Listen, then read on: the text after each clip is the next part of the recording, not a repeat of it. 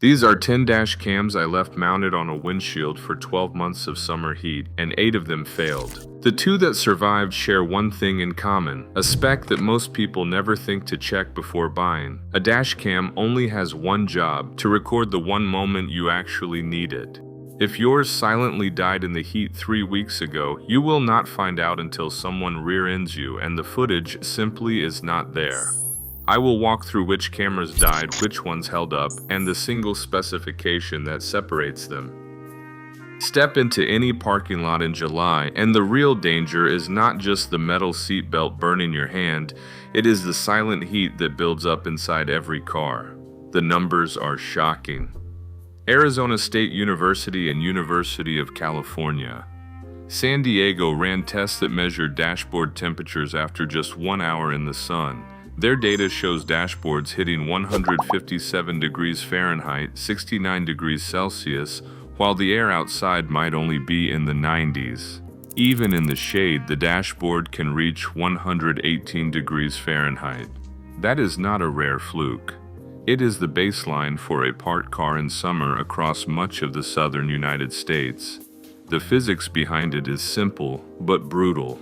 Sunlight pours through the windshield, gets trapped, and the heat ramps up fast, about 30 degrees Fahrenheit every hour. Within 30 minutes, you are already pushing past the safe limits of most electronics. The dashboard, where every dash cam sits, is the hottest spot in the entire car. That is not just a problem in Arizona or Texas. Any car left in direct sun, even for a lunch break, faces the same rapid climb. The Florida Solar Energy Center and Stanford University both back this up. Most of the heat builds up in the first 30 minutes, but it keeps rising as the sun beats down. This is not just uncomfortable, it is an environment that destroys hardware. Every dash cam, no matter the brand or price, is forced to survive in these conditions. Before we talk about batteries, supercapacitors, or which models survived, you need to understand the heat is universal, relentless, and far beyond what most people imagine. Every camera in my tests faced these numbers day after day for a full year. Heat is the silent enemy of modern power storage, and the difference between lithium-ion batteries and supercapacitors explains why some dash cams fail long before others. Lithium-ion batteries, the same kind found in phones and laptops, are only rated to operate safely up to 113 degrees Fahrenheit or 45 degrees Celsius. That is a temperature that most dashboards exceed on a sunny morning. Once the temperature climbs past that point, the battery's internal chemistry shifts. The electrolyte begins to break down, reactions speed up, and the risk of swelling or even thermal runaway increases. At 150 or 160 degrees Fahrenheit, the battery is far beyond its design limits. It is not just catastrophic failure. Many dash cams attempt to protect themselves with firmware that shuts off recording when internal temperatures spike. But firmware is not always quick enough. Sometimes it lags, only reacting after the battery is already damaged. The result is a camera that appears normal but quietly stops saving footage, sometimes for days before anyone notices. Supercapacitors use a different principle. They store energy electrostatically, not chemically, so there is no liquid electrolyte to degrade or gas to swell. Most supercapacitor-equipped dash cams are rated to 158 degrees Fahrenheit or 70 degrees Celsius, and in real-world heat they keep working even as dashboards turn blistering. The trade-off is shorter recording time after shutdown, but the reliability under extreme heat is unmatched. Every failed camera I examined told the same story: a swollen lithium-ion cell or a firmware log showing an over-temperature shutdown. Supercapacitor models kept recording even as plastic mounts softened. The spec sheet's power source rating tells the survival story better than any brand or feature list. 7 budget and mid-tier dash cams faced the heat, and the results defied expectations. Price offered no protection. The Kingslim D4, a $60 model with a lithium-ion battery, began skipping recordings in less than 2 months as dashboard temperatures soared to 140 degrees Fahrenheit. Its battery swelled and split the case. The Viofo A119 V3, also lithium-powered and rated to just 113 degrees Fahrenheit, lasted a few weeks longer but failed by midsummer, missing entire afternoons. Both showed the same pattern: files cut short, batteries ballooning, plastic housings forced apart. Yet not every low-cost camera folded under pressure. The Rove R2 4K and Red Tiger F7N, each under $120, handled the heat with surprising resilience. The Rove's supercapacitor and the Red Tiger's hybrid design with added thermal protection kept them running past 150 degrees Fahrenheit long after others had failed. Their logs told the story. While lithium-ion models glitched and dropped footage from 120 to 130 degrees Fahrenheit, these two kept recording, even as their mounts softened in the sun. Next base 622 TD Gabo, a $400 flagship, proved the biggest letdown. Despite its premium price, it relied on a lithium-ion backup battery and was rated for just 113 degrees Fahrenheit. By late June, it shut down repeatedly, well before the dashboard reached its hottest. User forums echoed the same complaints: power loss, corrupted files, swollen batteries after only months of use. In the end, chemistry mattered more than cost. Every lithium-ion model failed in the heat. Only supercapacitor or hybrid designs survived summer's extremes.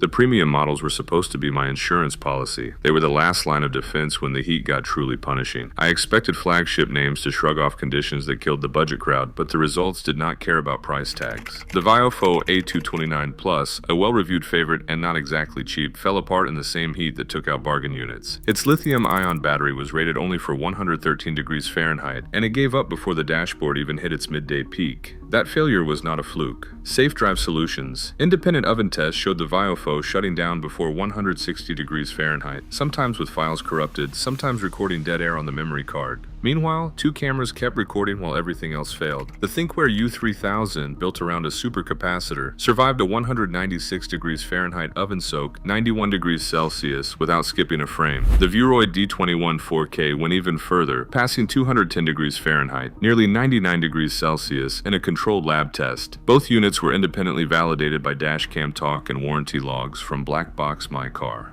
The difference was immediate and obvious. No battery swelling, no shutdown warnings, no corrupted files.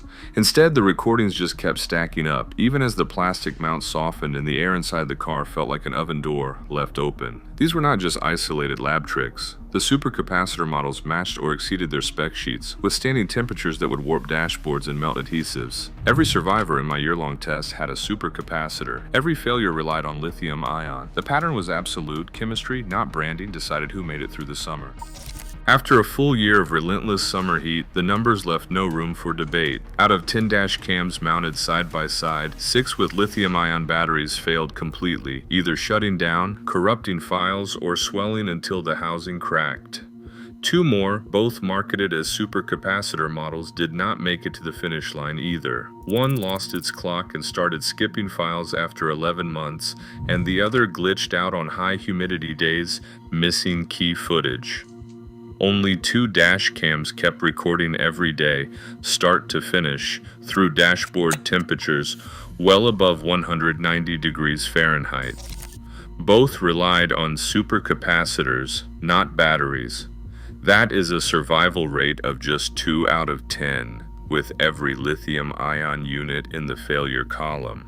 The pattern was absolute. If you depended on a battery, you lost your recording. If you chose a true supercapacitor, you kept your evidence.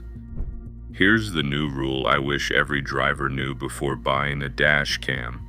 Ignore the price, ignore the brand, and look straight at the power source.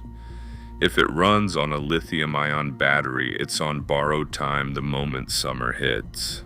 Only supercapacitor models are built for the real-world heat of a parked car. That's not a niche warning, it's a market-wide blind spot. The dashcam industry is now an $8 billion business, and yet most models on Amazon and big box shelves still rely on batteries that can't survive a southern July. There is no regulation forcing manufacturers to list a real-world operating temperature, and no safety standard holding them accountable when cameras fail at the worst moment. Insurers and regulators are starting to pay attention as more claims go unsupported because of missing footage. Until the rules catch up, the only spec that matters is whether your dash cam uses a supercapacitor. Everything else is just marketing. If your dash cam runs on lithium-ion, a dashboard at 150 degrees Fahrenheit could mean it's been quietly dead for weeks, leaving you exposed when it matters most. Check your last save file and your power source. Only supercapacitors survive the real heat. I trust Thinkware U3000 and Vuroid D21. Stay protected. Subscribe for more tests.